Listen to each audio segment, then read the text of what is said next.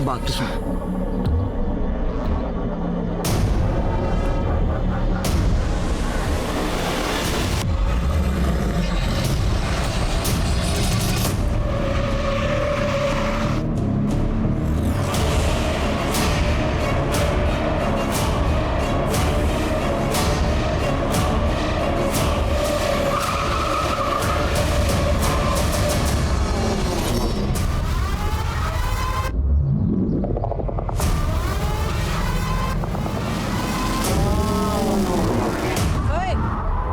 ऐसी हरकत करने की सोचना भी मत, वरना गाड़ी सीधे तेरे ऊपर चढ़ा दूंगी। चल निकल यहाँ से, ये हमारे दोनों के बीच का मामला है।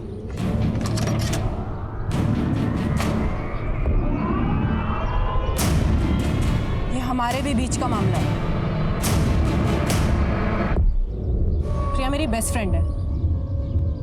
अगर आइंदा इसके आसपास भी नजर आया ना तो गाड़ी सीधा तेरे घर में घुसा दूंगी। नीति, नीति, चल निकल यहाँ से, निकल।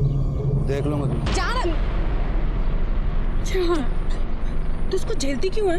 गरीबों को तो झेलना ही पड़ता है ना। और वैसे भी किस्मत का क्या पता, कल को अगर मुझे इससे ही शादी करनी पड़ जाए। ऐसा सोचना भी मत, वरना गाड़ी तेरे ऊपर ही चढ़ा दूंगी मैं। देख, अगर पैसे की प्रॉब्लम है ना तो मुझे बता दे, मैं पापा से बात कर लूंगी, तेरी कहीं ना कहीं जॉब लगवा देंगे वो तो अच्छा हुआ मेरा ड्राइवर आज गुटली मार गया, तो मुझे खुद डिलीवरी करने निकलना पड़ा। लड़की होके तो कंपनी चलाती है, डिलीवरी भी खुद ही देने जाती है, इतना सब कुछ तो कर कैसे लेती है? अरे हिम्मत हो तो सब कुछ पॉसिबल है, तू भी कर सकती है। चल तुझे घर छोड़ देती हूँ।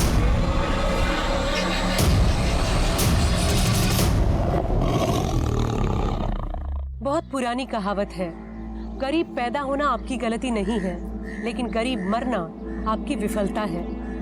नमस्कार, मैं सोनाली कुलकर्णी आपका स्वागत करती हूँ क्राइम पेट्रोल के इस नए अध्याय में। आजादी के इतने सालों बाद आज भी गरीबी हमारे देश की सबसे बड़ी समस्याओं में से एक है।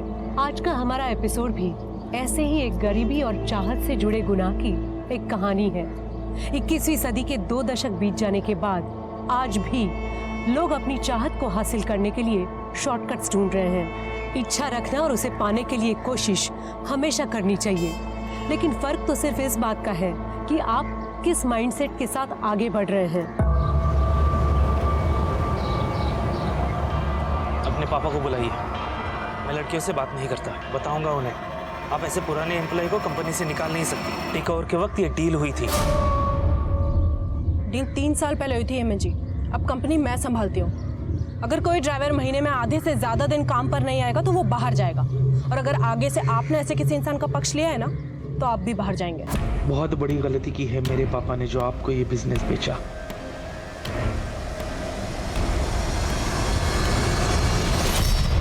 दीदी, आपके झगड़े फिर से चालू हो गए। अरे तो क्या करो स्वाति, ऐसे लोग ऑफिस आकर लड़कियों को धमकाएंगे, उनको परेशान करेंगे, तो ऐसे लोगों को ऐसे ही हैंडल करना पड़ता है। अरे दीदी, तो पापा से बात करो ना, आप क्यों झगड़ा करते फिरते हो? नहीं नहीं, पापा को पहले ही 10 टेंशन है फैक्ट्री की।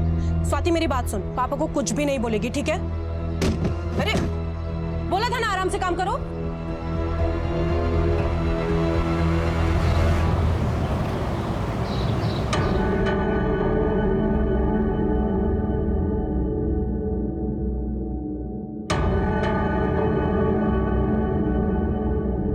नीति, ट्रांसपोर्ट ऑफिस में क्या हुआ है? और ये पुराने मालिक का लड़का क्यों आया था? पापा वो ऑफिस आकर अपनी पावर दिखा रहा था तो झाड़। तेरी शादी कर। पापा ये शादी। अरे रुक ना बेटा, ये देख कुछ फोटोग्राफ्स आए। अरे देख तो सही, इनमें से तेरे बिजनेस के साथ किसी को कोई भी प्रॉब्लम नहीं है। ये लड़के वड़के देखना नहीं होता मुझसे, एंड आई नो आप मेरे लिए जो चुनोगे बेस्ट चुनोगे।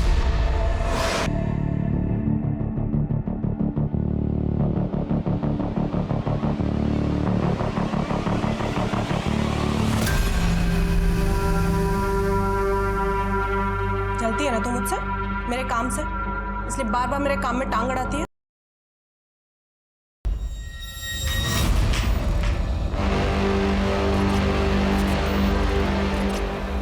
प्रिया, आप दीदी को लेके आएंगे प्लीज? हाँ, मैं अभी लेके आती हूँ। नीति, नीति, जी क्या हुआ? स्वाति, अंकल जी नीति कमरे में नहीं है। कमरे में नहीं है? मैंने बाथरूम में भी चेक किया, वहां पे भी नहीं है। अरे यहीं कहीं इधर उधर घर में होगी, तुम अंदर जाके देखो चलो। नीति, नीति, नीति, नीति, नीति, नीति। हाँ, भगाया है अपनी बेटी को। क्या बकवास कर रहे हैं आप? मैं क्यों अपनी बेटी को उसी की शादी से भगाऊंगा? मैं सब समझ चुका हूँ कि आप क्या क्या कर सकते हैं। ये सब किए धरा आपका ही है। या तो आप यहीं बता दीजिए, नहीं तो पुलिस पूछेगी आपसे ये सवाल।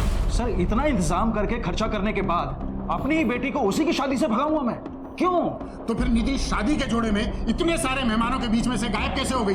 सर, मैं बता रहा हूँ आपको, सब कुछ किया धरा इसी आदमी का है। कोई मालदार पार्टी मिल गई होगी इसको, इसलिए मेरे 20 लाख रुपए देने के लिए। क्या 20 लाख क्या? सर, वो इसने कहा था कि 20 लाख कैश शादी में देगा। मतलब चीचा को 20 लाख रुपए नहीं मिले इसलिए चीचा रूठ गए, इसलिए आपको 20 लाख रुपए दिलाते हैं। लेके जाओ इनको। अरे सर सर सर सर एक minute sir sir sir cash है नीति के कमरे के बाजू वाले कमरे में रखा है सर, लॉकर में। और समझी जी, आप गलत इल्जाम लगा रहे हैं हमारे ऊपर। कैसे बाप है आप? एक और बेटी को बिजनेस शुरू करके दे और फिर दूसरी ओर ये दहेज।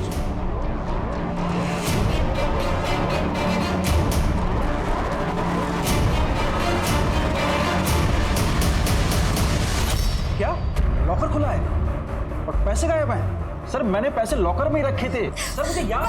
बस कीजिए पापा, पैसों को छोड़िए अभी। दीदी इंपॉर्टेंट है ना अभी।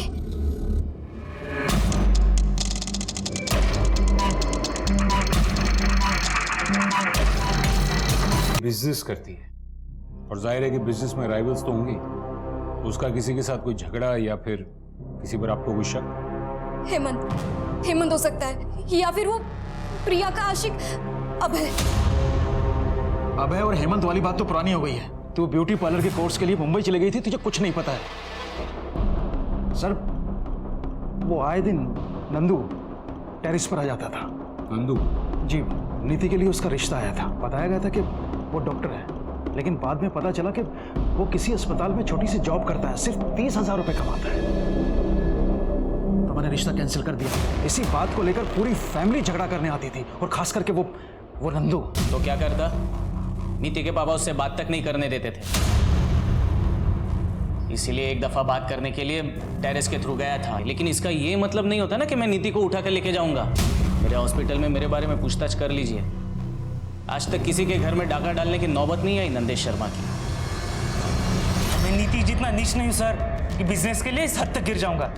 आप किसी से भी पूछ लीजिए, उस रात मैं अपने घर पे था और ये जो उसकी हरकतें थी ना, ये तो होना ही था उसके साथ। हाँ, मैं गया था वहां पे। नीति के बगल में ही मेरे चाचा जी रहते हैं, उनकी लड़की का बर्थडे है आज, इसलिए गया था। अरे साहब, कुछ करना होता ना तो 6 महीने पहले कर देता। 6 महीने इंतजार क्यों करूंगा? वैसे भी मेरी और प्रिया की शादी होने वाली है। पर प्रिया तो तुम्हें पसंद ही नहीं करती है ना? साहब, प्रिया तो मुझे हमेशा से पसंद करती थी, और वो नीति है जो उसको मेरे खिलाफ भड़काती रहती है। एक नंबर की चालाक लड़की है।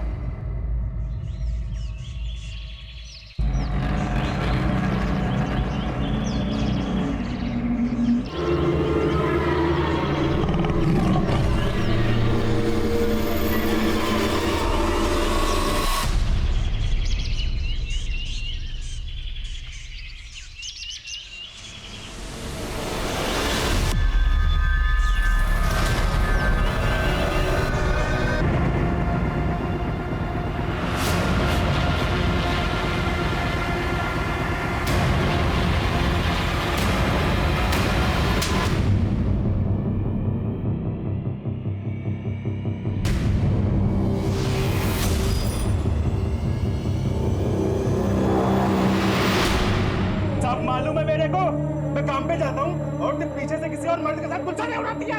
ये गाँव वालों की बातों पे भरोसा कर रहे हो, तुम मुझ पे शक कर रहे हो। सामने बेटी की लाश पड़ी थी और उसके मुंह से सबसे पहले क्या निकला? गहना। पांडे, अगर ये ब्रिजनाथ अपनी ही बेटी नीति को प्लान करके गायब करता है तो फिर ये नीति की लाश। एक काम करो, ये ब्रिजनाथ का फोन मंगवाओ। एक मिनट बताइए, बात क्या है? मुझे मिलने दीजिए साहब से। एक मिनट मैडम, बोलिए क्या बात है? मेरा एक कुत्ता था साहब, एक रात वो घर नहीं आया। करीब 6 महीने पहले की बात है। आपके कुत्ते का और नीति का क्या कनेक्शन?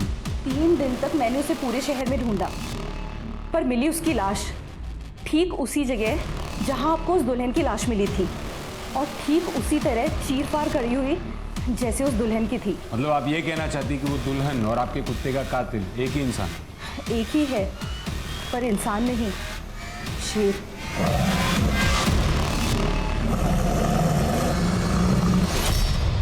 मैडम इस जंगल में सियार तक नहीं है, शेर?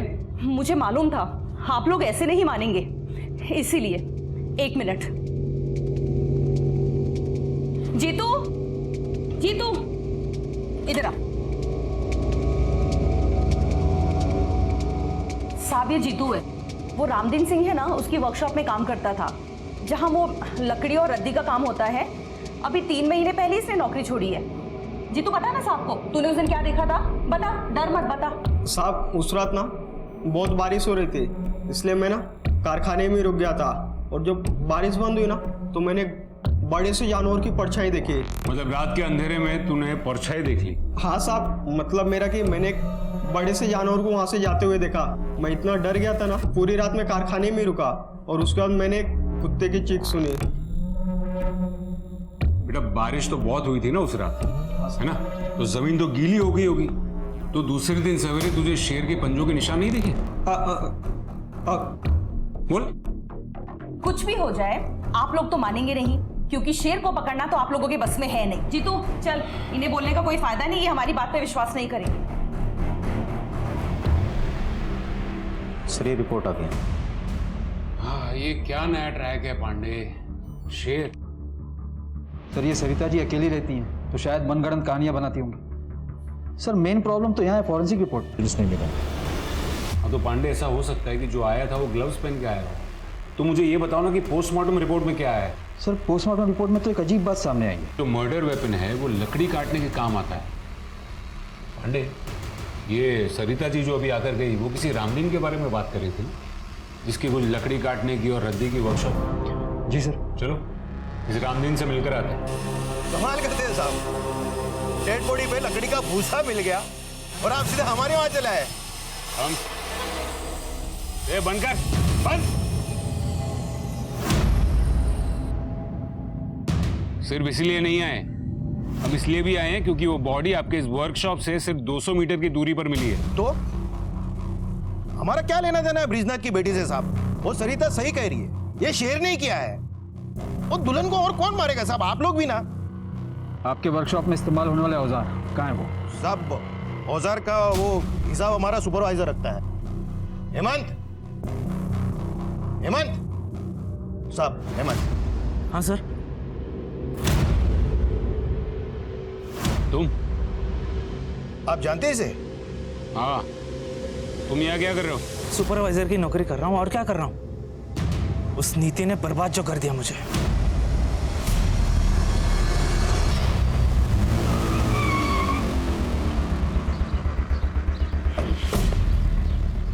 पांडे, ये हेमंत जितना सीधा दिखता है उतना सीधा लगता नहीं। पर सर हमने पता तो किया था, हेमंत के कॉल रिकॉर्ड के हिसाब से उस रात वो अपने घर पर ही था, और तो और आईपी भी चेक किया उसने। वो उस वक्त ऑनलाइन कुछ वीडियोस देख रहा था। सर वैसे कॉल रिकॉर्ड से एक बात याद है। क्या? जब मैं कॉल रिकॉर्ड चेक कर रहा था तो उसमें से मुझे एक सर, मेरी बहन नीति के कातिल का कुछ पता चला क्या? ऐसे कैसे कोई घर में घुसकर दीदी को गायब कर सकता है? आप तसल्ली रखिए, हम इन्वेस्टिगेशन कर रहे हैं। ऐसे कैसे तसल्ली रखूं?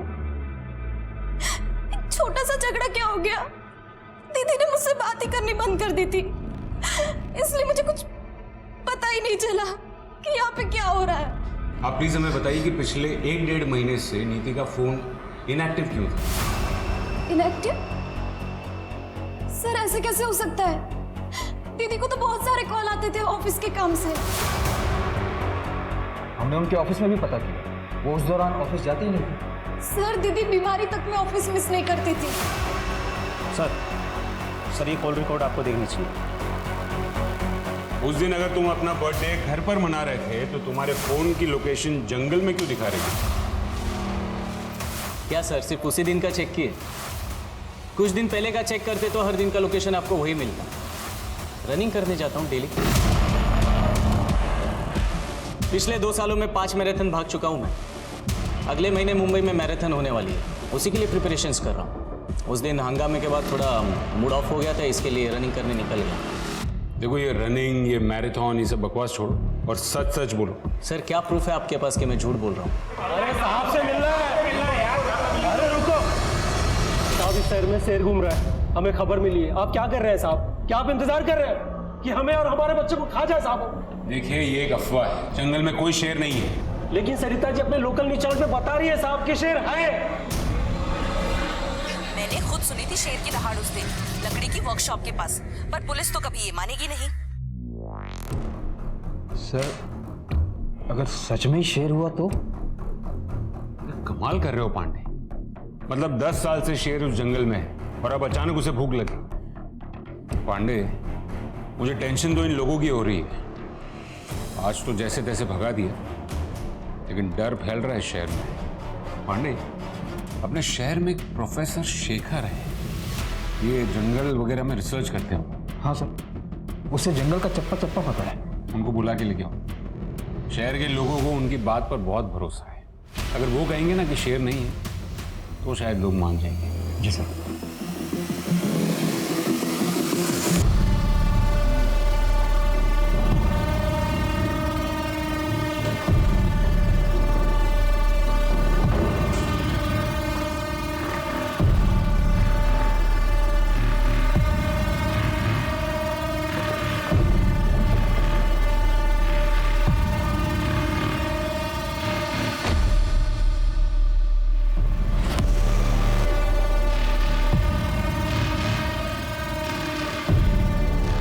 मेहनत से बिजनेस सेटल किया है। घर के काम नहीं कर पाऊंगी, ऑफिस जाना पड़ता है रोज। घर के काम के लिए तो काम वाली बाई आ जाएगी। बिजनेस आपका पैशन है, वो ज्यादा इंपॉर्टेंट है। ये सब बातें आप सिर्फ मुझे इम्प्रेस करने के लिए तो नहीं कह रहे? वो जानने के लिए तो आपको शादी करनी पड़ेगी।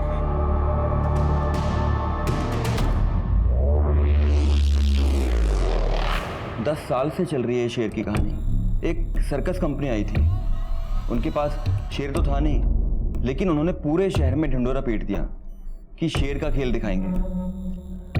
और इवेंट वाले दिन उन्होंने कह दिया कि शेर जंगल में भाग गया।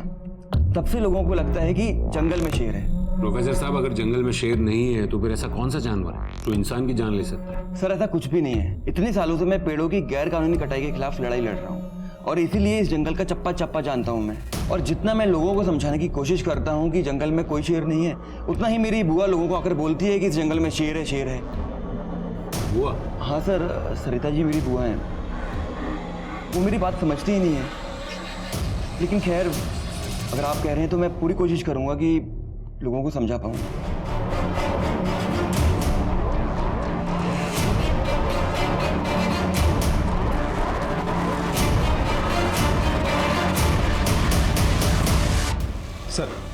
सर ये ब्रिजनाथ सीधा आदमी नहीं, ये तो लगा था, पर इतना घटिया आदमी होगा ये नहीं सोचा था। ये देखिए उसके फोन से क्या हुआ।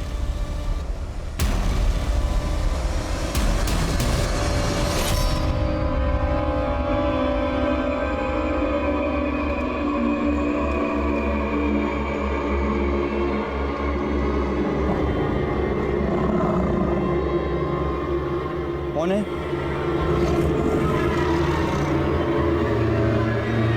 कौन है?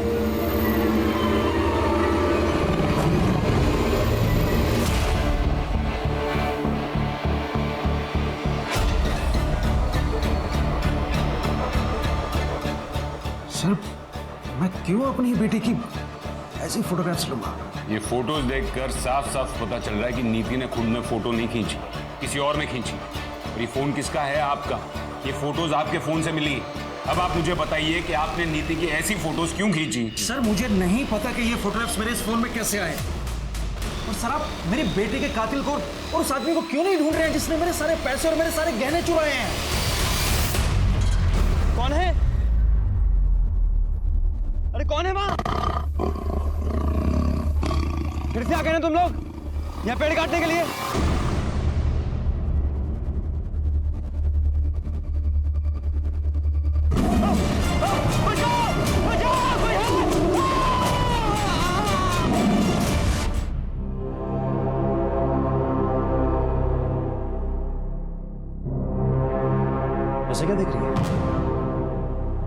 आपने सच में दीदी के साथ कुछ किया तो नहीं ना? शादी के कुछ हफ्तों पहले से दीदी का फोन क्यों बंद था?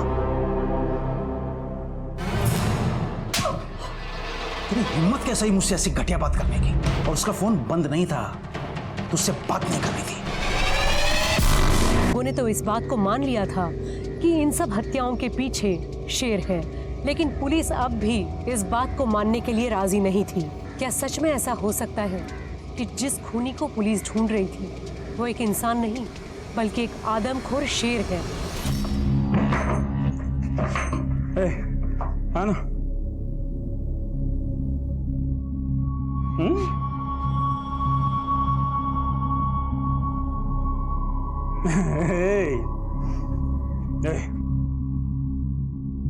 तेरे को बोला था ना, सब ठीक कर दूंगा मैं। एक बार फिर से अपना घर बसाया है। ये तेरे माँ जैसी नहीं है, बहुत ख्याल रखेगी तेरा। है चल जा बाहर खेल, है चल, और दरवाजा बंद कर लेना। हाँ हाँ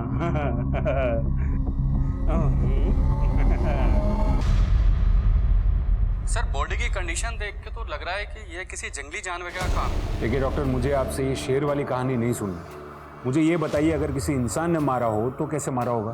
तो सर, उसके लिए 2 हथियारों का इस्तेमाल एक ही साथ हुआ है। एक कुछ हथौड़ी जैसा और दूसरा धारदार औजार। ठीक है। सर, दुल्हन की बॉडी पर से जेवर गायब थे। पांडे, नदी के पार जंगल नहीं गांव है, और फोकस शेर पे नहीं इस पे करो। 3 साल पहले शेखर ने रामदीन के खिलाफ इलीगल पेड़ की कटिंग को लेकर कंप्लेंट दी। रामदीन ने शेखर को मारने में 3 साल क्यों लगा दिए? या फिर ऐसा हो सकता है कि नीति और शेखर ने रामदीन से मिलता हूं, जिसे वर्कशॉप के अंदर की सारी डिटेल्स पता। सर, वो जीतू था ना जो रामदीन की वर्कशॉप में काम करता था? मैं कह रहा था मैं नहीं आ पाऊंगा इस बार त्योहार को। यहाँ पे एक अजीब सा मर्डर का केस आया है। पर भैया देखो ना, कुछ हो सकता हो तो। नहीं हो पाएगा। एक दुल्हन का मर्डर हुआ है ना, वो भी बड़ी अजीब तरीके से, पूरा चीर फाड़ दिया उसको। एक दुल्हन के मर्डर का केस हमारे थाने में भी आया था कुछ 1 साल पहले। सेम वैसे तरीके से उसे भी चीर फाड़ दिया गया था, और आज तक ये केस सॉल्व नहीं हो पाया। शेर की बात ही हो। शेर सर, मेरा भाई श्याम मेरे गांव पालिका का कांस्टेबल है। तो सर, उसके थाने में भी सेम केस आया था जो अभी तक सॉल्व नहीं हुआ है। सर, शेर का तो पता नहीं, लेकिन मर्डर जो है लगभग सेम तरीके से ही हुआ है। और सर, जिसका मर्डर हुआ था ना, वो एक दुल्हन ही थी। कब हुआ था ये? और उस केस की और कोई डिटेल्स हैं? सर, करीब 1 साल पहले की बात होगी, लेकिन सर दुल्हन की आइडेंटिटी अभी क्लियर नहीं हुई है। ठीक है, वहाँ के ऑफिसर से बात करवा। जी सर। साहब, वो ब्रिज जी के यहाँ पे ज़्यादा पैसे मिले थे मुझे, इसलिए मैं वर्कशॉप पे नौकरी छोड़ दी थी। और वहाँ पे शेर का भी तो खतरा था ना साहब। मेरे सामने शेर की बात मत करना, समझा? अच्छा, मुझे बता कि तेरे वर्कशॉप पे कोई अक्सर रामदीन को मिलने आता था क्या? हाँ, हफ्ते में 1 दिन उनसे कोई तो मिलने आता था। उस दिन सबके जाने के बाद साहब वर्कशॉप में अकेले रुकते थे। साहब, उस दिन मैं अपना झोला भूल गया था, इसलिए वापस लेने गया था।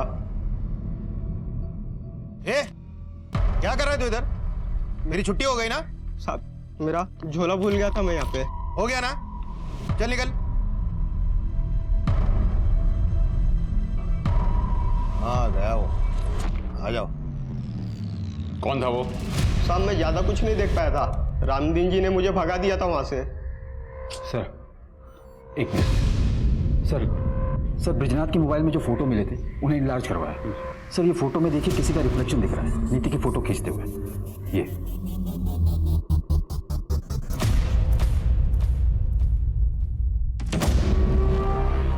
सर, ये तो सुलभा है। सुलभा? हमारी नौकरानी। सुलभा, सुलभा! जी साहब। तो तुमने खींची थी ये इतनी वाहियात फोटोग्राफ नीति की? साहब, हम तो नौकर हैं, मालकिन ने कहा था ऐसे फोटो खींचने को। दीदी, ये लीजिए। दीदी जल्दी कीजिए, साहब ने देख लिया तो मुसीबत हो जाएगी। एक मिनट। चल। हाँ।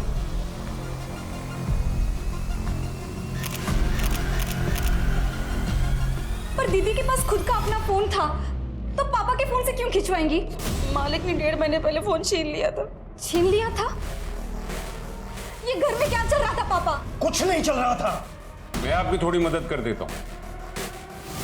यहाँ आने से पहले हमने आपके सारे अकाउंट्स चेक किए। पिछले कुछ महीनों में क्रेडिट कार्ड से काफी शॉपिंग की है आपने। Fridge, TV, washing machine. पर किसके लिए?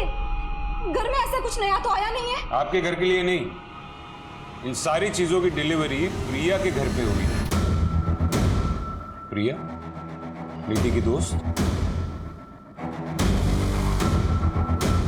अब आप कुछ बताएंगे या फिर बाकी की कहानी मैं प्रिया से पूछ लूं?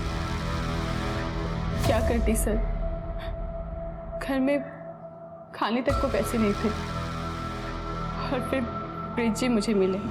नीति ने मुझे बताया तुम्हारे बारे में, मैं मदद कर सकता हूँ तुम्हारी, लेकिन बदले में तुम्हें भी तो कुछ करना पड़ेगा।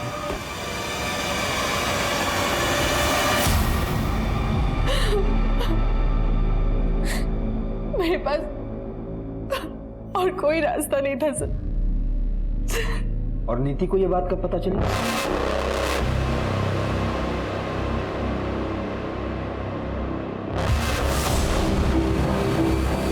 पापा,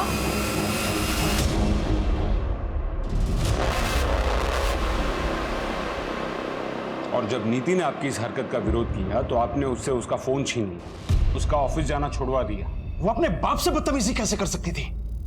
और बच्चों को संस्कार सिखाने के लिए ना ऐसे कदम उठाने पड़ते हैं। संस्कार नहीं, डर। इस बात का डर कि कहीं आपकी काली करतूत जमाने के सामने ना आ जाए। और आपको लगा होगा कि शादी के बाद तो आप नीति जैसी कॉन्फिडेंट लड़की को रोक नहीं पाओगे। तो पापा आपने दीदी को, इसलिए शादी वाले दिन भी आप सब प्रिपरेशन छोड़ के आधे घंटे के लिए कहीं चले गए थे और आधे ही आपने दीदी को बुलाने के लिए कहा था। फूल लाने के लिए गया था, पंडित जी ने अचानक से फूल लाने के लिए बोल दिया था। तो आपने अपनी प्रिया को कहा होगा कुछ करने के लिए। नहीं, ब्रिज जी ने मुझे कुछ नहीं कहा था। नीति ही मुझसे नफरत करने लगी थी। कई बार तो उसने मुझे थप्पड़ भी मारा था, लेकिन मैंने उसे कुछ भी नहीं कहा और कहती थी किस मुंह से मुझसे ये सब कुछ और झेला नहीं जा रहा था, इसलिए मैंने अभय से शादी करने के लिए हाँ कह दिया। सर, वो गांव से ऑफिसर का फोन। हाँ जी, मुझे वो दुल्हन वाले मर्डर केस की डिटेल्स चाहिए थी। हाँ सर, एक फ़ोन मिला था उसके पास से, लेकिन वो बहुत ही डैमेज था और लॉक भी था। बहुत टाइम लग गया उसको ठीक करने में और अनलॉक करने में। अब करीब 1 साल के बाद अनलॉक हुआ तो पता चला कि वो यहीं गांव के पास ही रहती थी।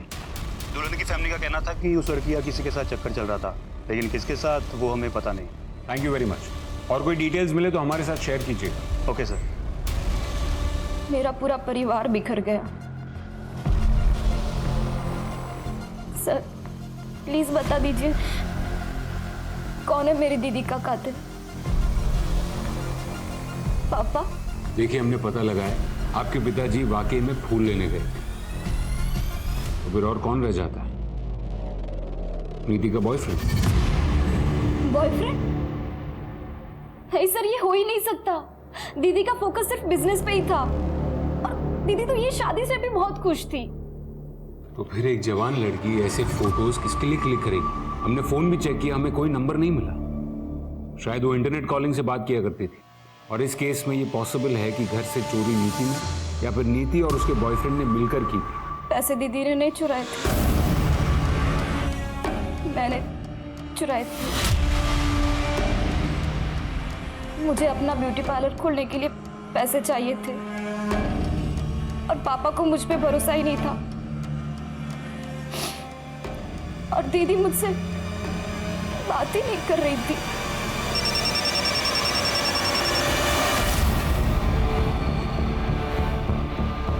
अच्छा, लेकिन वो भी मर चुका है। गांव के करीब 70 किलोमीटर दूर उसकी बॉडी मिली थी। उसका खून भी करीब उसी टाइम पे हुआ है जब माधुरी का खून हुआ था। खूनी ने दोनों को किसी तेजदार हथियार से चीर फाड़ दिया है। कमाल है, 3 खून और वो भी एक ही तरीके से। कोई सरफिरा खूनी घूम रहा है शहर में। मैं तुम्हें फोन करता हूँ। क्या हो रहा है यहाँ पर? देखिए साहब, ये आपकी लापरवाही का नतीजा। शेर ने तो इसे लगभग मार ही डाला। तो आप इसे यहाँ पर क्यों लेकर आए? पहले हॉस्पिटल लेकर जाइए। नहीं, जब तक आप शेर को नहीं पकड़ेंगे हम यहाँ से नहीं जाएंगे। बस तुम बताओ क्या हुआ था? साहब, मैं जंगल से काफी दूर था और अचानक से पता नहीं कहा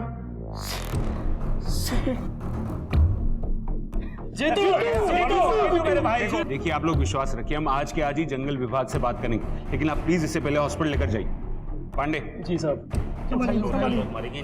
2-4 लोग गांव के मरेंगे नहीं ना जब तक।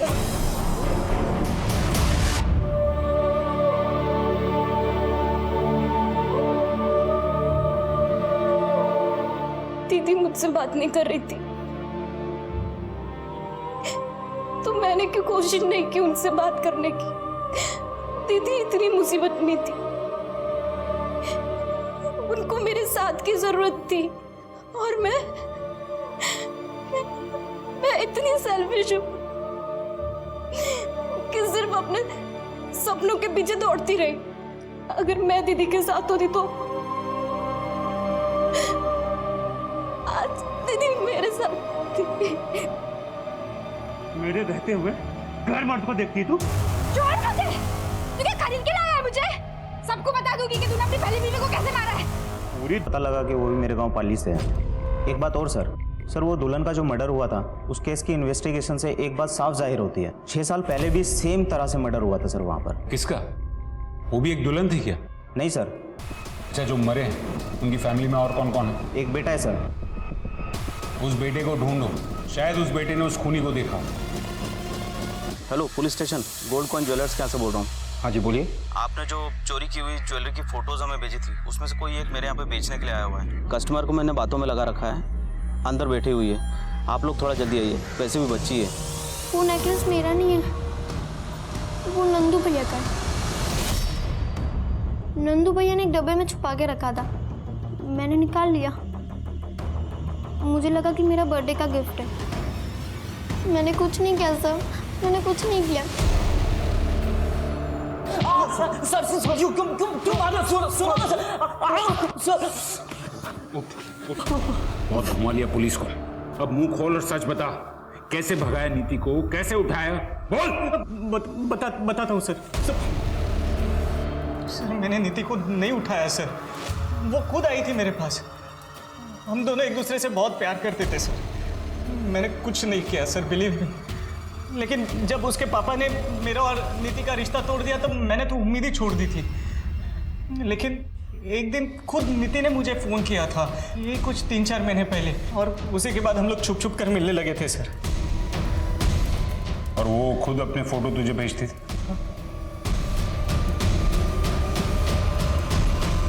जी सर, बॉयफ्रेंड था मैं उसका। लेकिन भागने का प्लान नीति ने बनाया था और हम लोग भागकर सीधा मुंबई जाने वाले थे। और बराबर शादी वाले थे? हाँ, मतलब नीति का ऐसा प्लान था कि शादी वाले दिन उसके पास ढेर सारे गहने होंगे तो मुंबई में हम लोग आराम से सेटल हो जाएंगे। सारा नीति का आइडिया था, सब राजी खुशी हुआ। तो फिर टेरेस पर खून कहां से आया? और वो जंगल के बाहर डेड बॉडी? जंगल में डेड बॉडी का तो नहीं पता सर, लेकिन वो टेरेस पे खून वाला प्लान मेरा था। हॉस्पिटल से मैं ब्लड सैंपल्स लेकर आया था और मेरे ही कहने पर नीति ने खुद वो ब्लड टेरेस पे डाला था सर। एक्चुअली मेरा और नीति का उस दिन जंगल में मिलने का प्लान था। नीति, अरे कहाँ हो यार तुम? नीति तो नहीं मिली, लेकिन उधर झाड़ियों में उसका पड़ा हुआ नेकलेस मिला सर।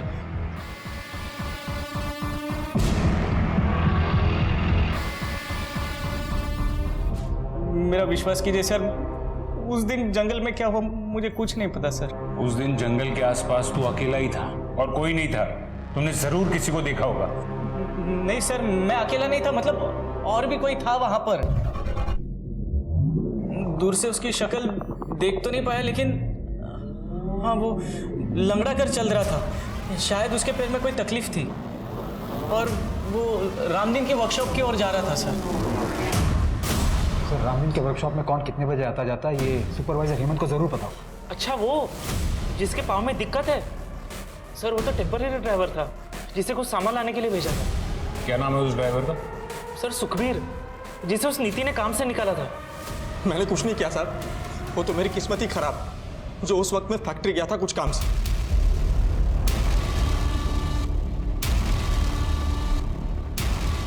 ये ब्रेसलेट तुम्हारा है? हाँ साहब। नया लिया? हाँ साहब। पुराना कहाँ है? पुराना? मैं दिखाता हूँ। ये हाँ साहब, मेरा ही है। वो पुराना ढीला हो गया था ना, तो गिर गया होगा शायद। अच्छा, और वो भी वहीं पर गिरा जहां पर नीति की लाश मिली थी। भगवान की कसम साहब, उस वक्त कोई बॉडी नहीं थी वहां पे।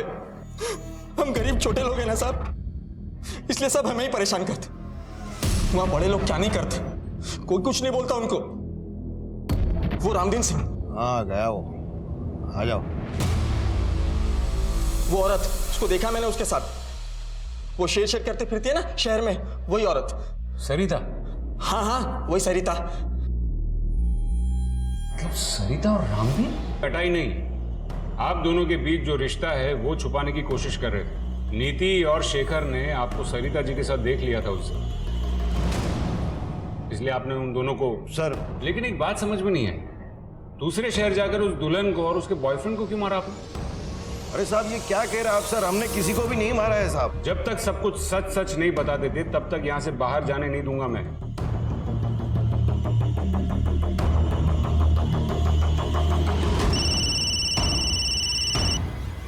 हाँ गुप्ता, बोलो। सर, उस बच्चे का पता किया है हमने यहाँ से। सर, उसके हिसाब से वो बच्चा करीबन 1 साल पहले इसी कंस्ट्रक्शन साइट पे काम कर रहा था, लेकिन अभी वो यहाँ काम नहीं कर रहा है। लेकिन सर, एक बात और पता चली है, वो दुल्हन माधुरी जिसका मर्डर हुआ था, वो यहीं आसपास किसी स्कूल में काम करती थी। और सर, उस बच्चे का घर भी इसी स्कूल के आसपास ही है। तो क्या इस माधुरी का उस बच्चे के साथ कोई कनेक्शन, या फिर उसके बाप के साथ कोई कनेक्शन? सर, इतना तो नहीं पता, पर यहाँ पे एक गार्ड है, उसने बताया कि वो उस बच्चे को जानता था जब वो बच्चा यहाँ काम किया करता था। गुप्ता, मैं एक काम करता हूँ, यहाँ डिस्ट्रिक्ट से एक स्केच आर्टिस्ट भिजवा रहा हूँ, उसका स्केच निकलवाओ। Right sir.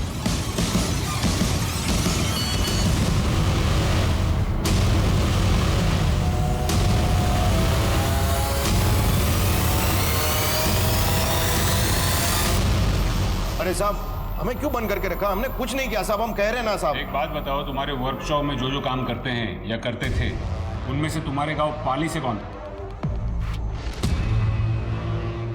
यही है वो? हाँ सर, यही है वो।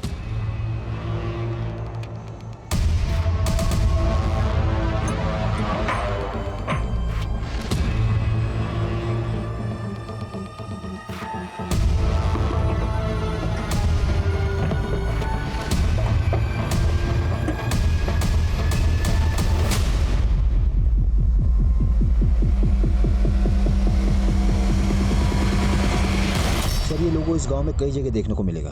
एक बाबा यहाँ का, उसी का ही लोगो है। चलिए मैं लेकर चलता हूँ आपको उस बाबा के घर।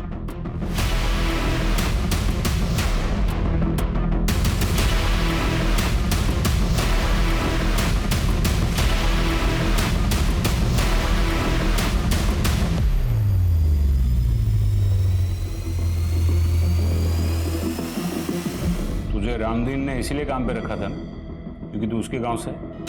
हाँ, रखा था तो साहब। और तुझे नौकरी सिर्फ इसीलिए करनी थी ना कि एक अच्छी सी लड़की से शादी करनी थी? साहब, शादी करके घर तो बसाने हैं ना हमें भी। वाह, ये कमाल है। लोग शादी करने के लिए मैरिज ब्यूरो में नाम लिखवाते हैं, पेपर में ऐड देते हैं, और तू मर्डर करता है। क्या साहब, ये क्या बोल रहे हो आप? ये मैं नहीं बोल रहा हूँ, तेरा वो जंगल वाला बाबा बोल रहा है। थोड़ी जेल की हवा लगी, 2 डंडे पड़े तो मुंह खुल गया उसका। साहब, मैं शादी करके ना सिर्फ घर बसाने वाला था। वो माधुरी थी ना, उससे बहुत प्यार करता था मैं, लेकिन उसने क्या किया?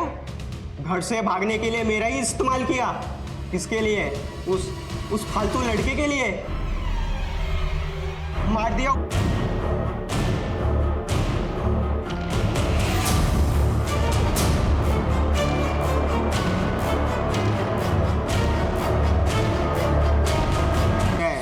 बलि देनी पड़ती है।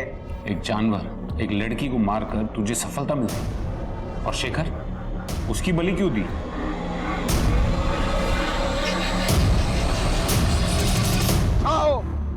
वो शेखर अगर उस दिन बीच में ना आया होता ना, तो हमारी प्रक्रिया पूरी हो जाती है। बे, कौन है बे तू? और ये यहाँ क्या कर रहे हैं?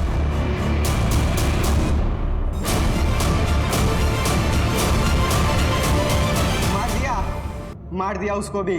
और तेरे माँ बाप, उनको क्यों मारा? मेरी माँ को मेरे बाप ने मारा। वो जो कुछ भी बोलते थे मेरी माँ के बारे में, उनके आशिक के बारे में, सब कुछ झूठ था, सब गलत था। और ये दुनिया वाले उनकी झूठ को सच मानते थे। मगर मैं समझ गया था उस आदमी को, इसलिए मैंने उसको कुल्हाड़ी से मार दिया था। अब चिंता करने की कोई बात नहीं। बाबा ने मेरा शुद्धिकरण करवा दिया है। अब मैं शादी कर सकता हूँ, अपना घर बसा सकता हूँ। तेरा शुद्धिकरण तो बेटा अब हम करेंगे, और तेरा घर है ना, ये जेल में बसाएंगे। किसी चीज की बेहिसाब चाहत इंसान को गुनाह के रास्ते पर ले जा सकती है। चाहत पागलपन ना बने, इसके लिए हमें ये मालूम होना चाहिए कि हमें कब खुद को रोकना है। जीतू जैसे भोले और महत्वाकांक्षी इंसान की तलाश ऐसे ढोंगी बाबा को हमेशा होती है। वो उनके आसान टारगेट होते हैं। बाबा ने अपने लालच के लिए एक मासूम से बच्चे को एक बेरहम कातिल बना दिया। शादी करने के लिए उसके पागलपन का इस्तेमाल किया। वैसे कहते हैं ना, बच्चे कच्चे घड़े की तरह होते हैं, जिन्हें माँ बाप अपनी परवरिश से सही ढांचे में डालते हैं। इसी तरह देखा जाए तो मासूम जीतू से कातिल जीतू तक के सफर की शुरुआत तो उसके बचपन में ही हो गई थी। अगर समय रहते जीतू के माँ बाप जान गए होते कि उनके आपसी झगड़े का उनके बच्चे पर क्या असर पड़ रहा है, तो आज जीतू सलाखों के पीछे नहीं होता। माँ बाप बन जाना अलग बात है और जिम्मेदार माँ बाप बनना अलग। अब मैं सोनाली कुलकर्णी आपसे विदा लेती हूँ। फिर मिलेंगे क्राइम पेट्रोल सतर्क में एक ऐसे ही चौंका देने वाले केस के साथ। तब तक अपना और अपनों का ख्याल रखिए। आप जानते हैं हम सब एक मुश्किल दौर से गुजर रहे हैं। कृपया मास्क पहने, समय समय पर हाथ धोते रहें और उचित दूरी बनाए रखें। देखते रहिए क्राइम पेट्रोल सतर्क।